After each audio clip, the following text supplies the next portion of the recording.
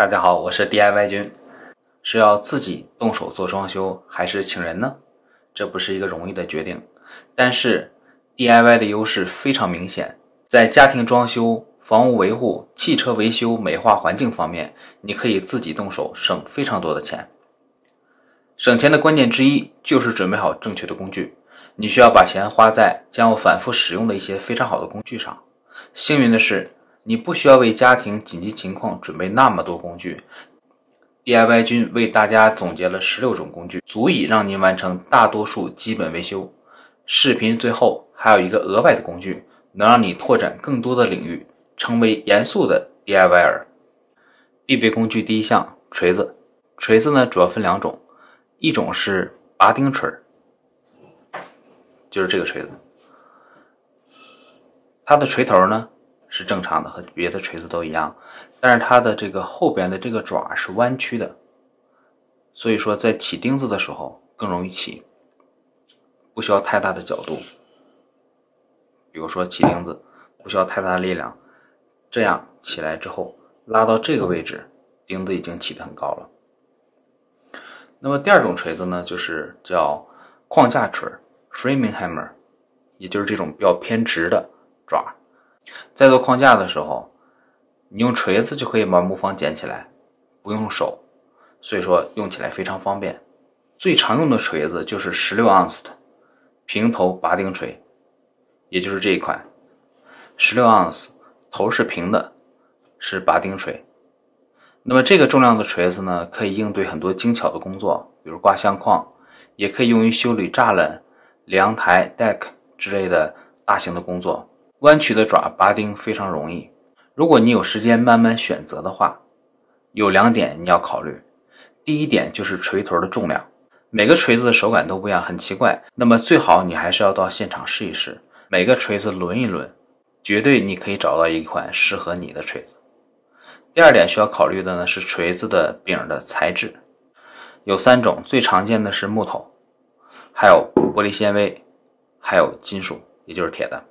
咱们先说木头柄，在3种柄中，木柄的减震能力是最强的，木柄也同样是最轻的材质，它的重量都集中在锤头。玻璃纤维锤柄的减震效果仅次于木头，电工是最喜欢玻璃纤维的，因为它不导电。第3种，金属柄。金属柄最大的特点就是非常非常结实，那么这款是我最喜欢的锤子，它只有15盎司，这一款是24盎司。买它的原因有2点，第一点是在敲一些 3.5 英寸长的钉子的时候，15盎司有些吃力。另外一点呢，我们看到这有个小豁口，它的作用是在针对一些不直的木方，用它这个豁口夹住2乘4，一手纠正角度，一手用钉枪，就把这个木方正确的打进去了。必备工具第2项，螺丝刀。家里边的许多东西都是用螺丝固定的，比如新买的宜家家具、灯具、插座盖、门把手之类。那么你至少需要2种螺丝刀，平头也叫 flat head， 这种十字花叫 Philip。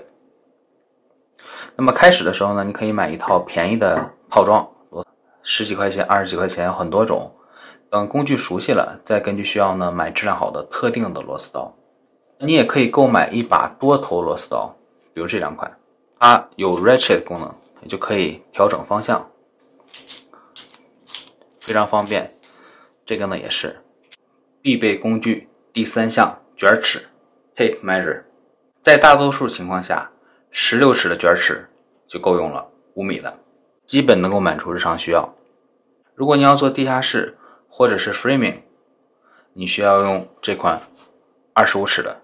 主要的区别就是这2个尺的自身可以支撑的距离不一样。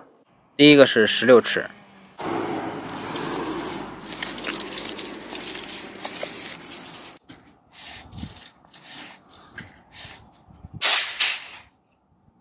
刚刚到8尺。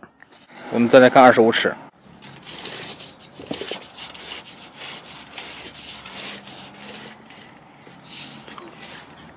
我们看到现在已经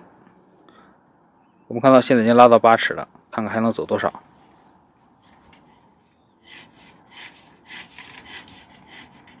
现在过了9尺。现在已经到了10尺，依然是可以的，但呢有一定弧度啊，到大概10尺半左右。那么再看它的单位，这个卷尺它单位只有英寸，这是它唯一的缺陷。Johnson 16尺的卷尺呢是我最喜欢的，原因是在这里，它上面有厘米也有英尺，而且刻度达到了精准的分数位，1/4、1/4、3%，在测量的时候非常方便。另外一点，这个卷尺的特点是你拉出来自动锁定，摁一下才会回去。正常情况下呢，其他的卷尺都是拉完之后自动回去。必备工具第4项，刀。第一点，工作用的刀必须结实耐用，有时候你需要使很大的力量，太单薄的刀容易掰断，也可能会受伤，这个刀是不推荐使用的。第二点，你要买美工刀，也叫做 snap off blade knife， 它的每一段都可以折断，折断之后又是一把新的刀刃。那这一款我们看是推出来然后自己收回的，这个刀用起来非常安全，但是它的缺点就是它的刀片只有一个，用完这一端之后换到另外一端，然后你就要换刀片了。这2把刀是我最常用的。这把刀它的这个固定非常紧，所以说刀几乎是不会随意乱动。后边有橡胶，随手扶起来非常的稳。那么这一款最大的特点是下边的这个金属，它可以是一把小的 putty knife， 它也是一个小的螺丝刀，可以拿它拧一些平头的螺丝，你这么握着它就可以直接拧螺丝了。使用刀的一个小窍门就是只露出一个刀片的长度，一般我使用最多这么长。那么这个刀片用钝了之后掰掉了，你用下个刀片又是全新的。如果你把它拉得很长的话，那么相当于这3、4个刀片你都用到了，在使用下一个刀片的时候掰断一个还是不够快。必备工具第5项，电钻套装。电钻是您可以拥有的最有用的电动工具，它实际上是有2个工具，这个是电钻，这个是 impact 冲击钻，这2个工具缺一不可。这套套装一定要买电池驱动的，这样你每次工作就不必为了拧几个螺丝而去布电线了，非常的方便。建议呢大家买18伏的，如果你不会做大型的木工工作的话，那么12伏的电钻套装就可以满足你的需要。品牌非常非常重要，这也会影响你将来买其他工具的一些选择。关于如何选择电钻品牌，如何省钱买工具，我会再继续出新的视频。必备工具第6项，水平尺。水平尺的种类很多，其中2尺的水平尺这是最常见的大家也可以买这种非常短这边还有带有磁铁，但一般在家庭用不上。这个呢是挂相框的水平尺，放在相框的一角非常方便。这个呢是做 fence post 打桩用的，把它钉在桩上，直接你就可以非常容易的测出来。那么这个呢是激光水平尺，它是在做 framing 的时候非常重要，非常方便。那么摁2个钮就可以开始工作了。那么它就比如打在这个上边，你可以参考很远。如果你要买激光水平尺的话，要注意一点，也就是这个红色的激光在室内效果比较好，一旦到室外几乎看不清了。那么到室外的话，你要买绿色的激光，但是绿色激光呢非常的费电，如果你不需要在户外使用的话，还是买红色的好。必备工具第7项 caulking gun。 密封胶的用途非常广泛，我有一期视频是专门讲的如何选择密封胶，请大家点击右上角的链接。密封胶枪很简单，只有2个尺寸，一个是小一点的，一个是大一点的。如果你用量比较大的话，那么可以买大的胶枪，枪也相对贵一些，但是呢密封胶本身大筒的更合适，选择密封胶枪呢，什么品牌都可以。这个呢功能比较全面。那在密封胶干了之后，你可以拿起金属棍重新把密封胶捅开，这样的话老的密封胶也可以使用。另外一点，它这个地方是个刀，那么你在摁的时候把胶的头切掉，更方便一些。任何种类都可以，居家必备，人手一支，不得不买。必备工具第8项 Pry Bar Nail Puller， 也叫撬棍。那么我这里边呢准备2款，一大一小。这个小的在你不做重活的时候完全应付得了，小的是必备的。这边可以起钉子，这边同样可以起钉子，同时呢它还可以当撬棍来使用。那么这个大一点的撬棍呢是你在做 deck 或者 fence 的时候需要的，在拆除的时候也非常方便。撬棍一定要买质量好的。必备工具第9种 Speed Square 三角尺。一般情况你就买小的三角尺就可以了，在做任何切割几乎都是直角的。它还有更多更复杂的用途，之后我们会有视频专门讲到。如果你需要做大型的项目，有可能需要这种大型的三角尺。必备工具第10项 Putty Knife 腻子刮刀。左边是4寸的，右边是 1.5 寸的。这个非常硬，几乎掰不动。这个很软的不锈钢，用途非常多。